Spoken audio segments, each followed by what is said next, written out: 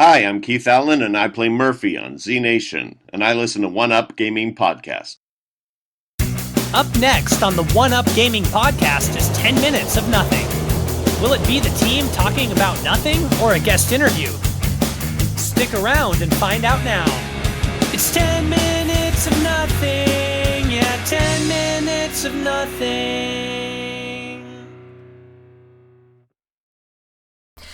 Hi, David here, One Up Gaming. Now we're going to go through, I guess if I just sort of say, this is episode 392 of the One Up Gaming Podcast. We've already gone through the games played this week, so if you haven't watched it, check that out. We're sponsored by Games Inspired Music. 20% of each sale will go to the Child's Play charity, so please check that out. Google it, download it, play it. This is the 10 minutes of nothing, where basically what that means is, as I'm clicking away on this,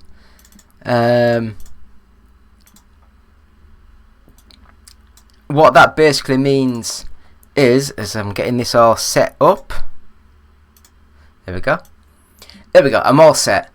This is a part of the show where I talk about a topic and I set myself a 10-minute timer. So if I haven't finished the talk by then it just stops after the 10-minute timer. Hopefully we have enough time to talk about the stuff that I'm talking about. It's always my cup of tea that keeps coming up. So this week's topic is going to be the game of the generation so far. So to qualify, it can only be a current gen game. It can't be a game that came out for previous gens. So that basically means like Halo Infinite, Spider-Man, the one for PS4, PS5, that can't qualify. Anything that came out for the PS5 but also had a PS4 version. Anything that came out on the Xbox Series consoles and also had an Xbox One version. So Forza Horizon 5 can't be included. Just loads and loads of games that you think, oh my god, that's amazing. It can't be included. It really can't be included. So many games have a last gen version. It's amazing how many games don't have just current gen.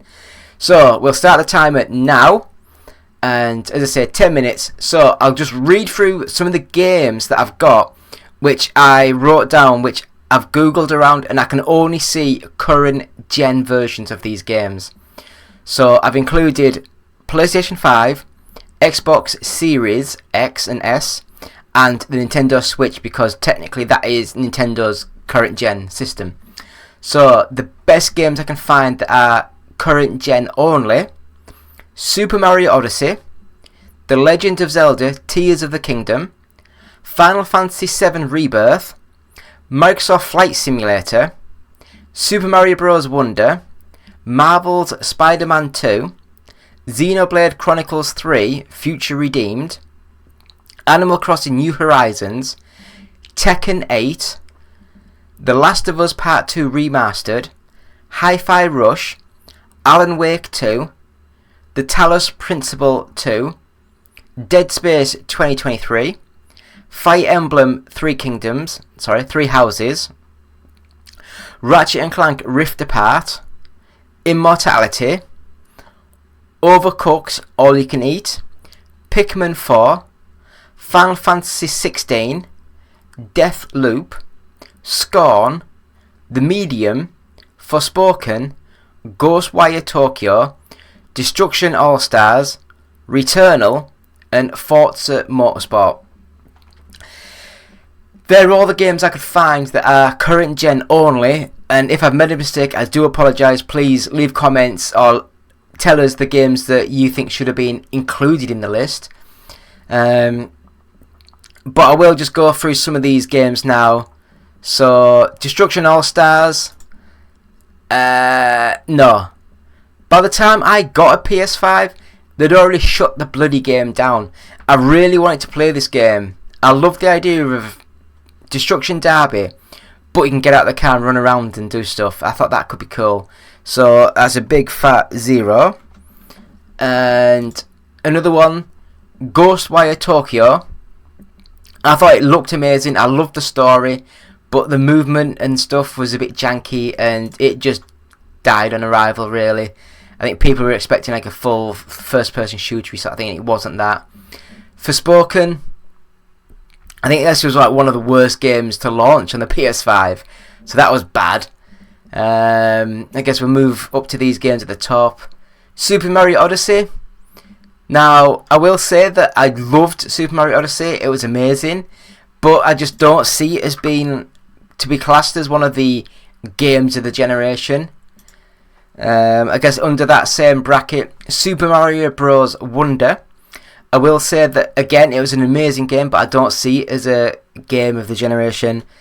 Xenoblade Chronicles 3, no. Animal Crossing New Horizons, no. Last of Us Remastered Part 2, no. It's a great game, but it's almost identical to the PS4 version. The Talos Principle 2, no. Fire Emblem, no. Immortality, no. Overcooked, no. Scorn, I love the graphics and the art and the aesthetic, but the gameplay was shite, no. The Medium, I just felt that it looked nice. It was just weird having the dual screen and the stuff, no. Forza Motorsport, I love Forza, it's one of my favourite series of all times, but it just wasn't good. It was good, but it just wasn't great. And when you're doing these games, if you want it to go for the generational game, then it just can't be good. It has to be great. So, yeah. So let's have a look what we're left with. We're left with The Legend of Zelda Tears of the Kingdom, Final Fantasy VII Rebirth, Microsoft Flight Simulator, Marvel Spider-Man 2, Tekken 8, Hi-Fi Rush, Alan Wake 2, Dead Space 2023, Ratchet & Clank Rift Apart, Pikmin 4, Final Fantasy 16 Deathloop, and Returnal. So they're the games that we've got now. So I'll be going back through and say Hi-Fi Rush, loved it to death, looked gorgeous, played amazing. I love the story, I love the music, I love the graphics. It was just a lower end sort of release, so I can't have that as the game of the generation so far. I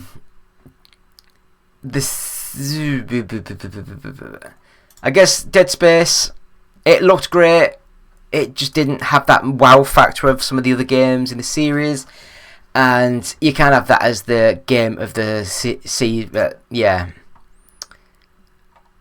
Having said that, Deathloop, I loved it to bits. It was so much better than I was thinking it would be, but yeah, I just don't think it was that.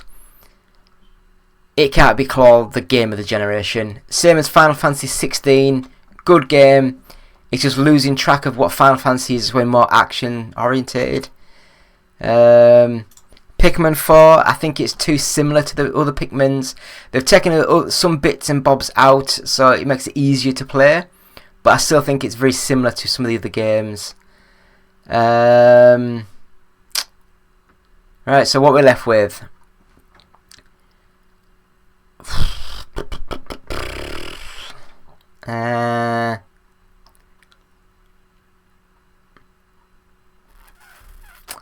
Ratchet & Clank Rift Apart.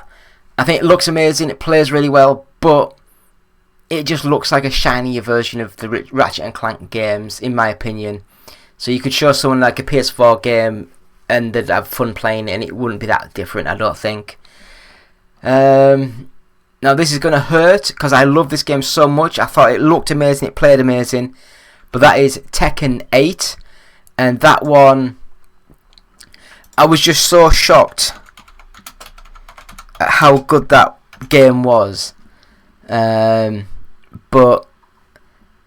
I was just... And again, I'm actually shocked it is just out on the current gen stuff. I just then looked at Street Fighter 6, but that is also on PS4 and Xbox One. I guess we have to take Returnal off. Amazing game, absolutely amazing. I loved it. Very, very good. It looks amazing. It plays amazing. It's just not a game of the generation. So we are left with right, they're all deleted. So we're left with Alan Wake 2, Spider-Man 2, Microsoft Flight Simulator, Final Fantasy VII Rebirth, and Legends of Zelda Tears of the Kingdom. So I think it did amazing things, but I have to take Flight Simulator off. I love the fact that you could be flying through and get a real-time update on weather, and then the game would actually process that and get stuff like that in the game. I think that was an amazing thing. Some of the tech involved in that could probably go into some open world games and make them stunning. Absolutely stunning.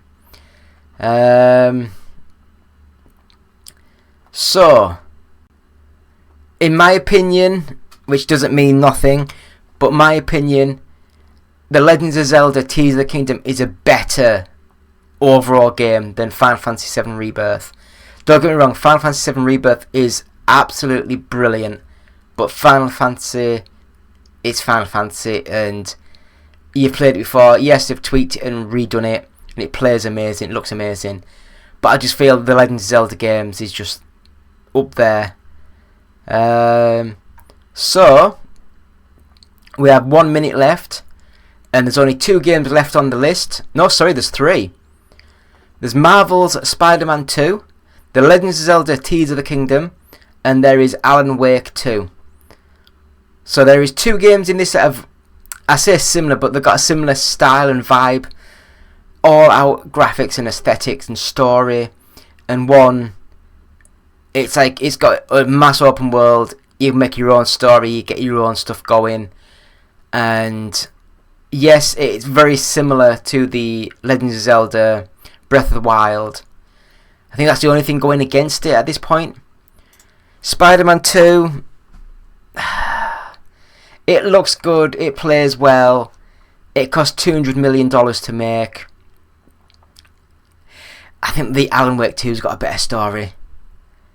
So for me, Alan Wake 2 is absolutely stunning. I love the music, I love the game, I love the visual style, but at the end of the day, it is a very similar game to a lot of the other games. And the only game on the list that I think you can have multiple hours of great fun is The Legend of Zelda Tears of the Kingdom. So that is the game of the generation. So that is the 10 minutes of nothing. Let us know what you guys think of that. It's been me, David, One Up Gaming, episode 392, I think. I really should actually write all this stuff down, shouldn't I? But yeah, 392, the One Up Gaming. Do you know what? I am actually on it. Yeah, 392, the One Up Gaming podcast. So I'll have a quick break and back after this.